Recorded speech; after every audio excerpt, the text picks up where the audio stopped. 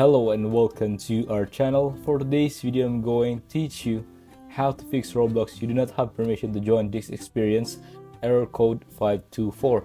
Before we get started, please don't forget to like and subscribe and click the notification bell for you to be updated to our latest tutorial videos. Without further ado, let's now begin. So this is actually an error code that comes up when you're trying to join a private game like a private server. So if you're getting something that comes up that looks like this and it says not authorized to join this game and it's coming up with an error code 524, then make sure to follow along with me in this video and we will get this resolved. So the first thing you're going to want to do is come across to roblox.com and log into your account.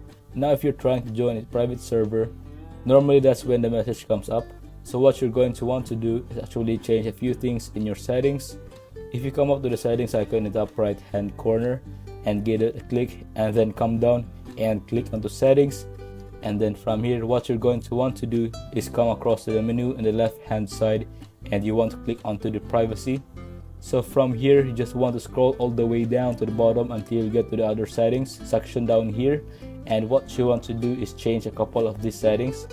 So where it says who can invite me to private servers, it's currently set to friends, so you actually want to change to everyone, and you want to do the same for this one here, who can join me in experiences, change out to everyone, and of course that's already set to everyone for who can see your inventory. So you can leave that like so.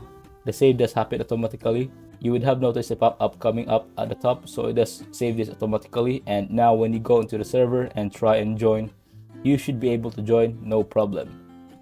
If you're still experiencing problems, if you actually ask the private server creator to go into the private server settings, and they will be able to add you manually in the configuration for private server. And that's it. If you found this video helpful, leave a thumbs up, share to your friends, and hit the subscribe button. Thanks for watching, and I'll see you soon in the next video.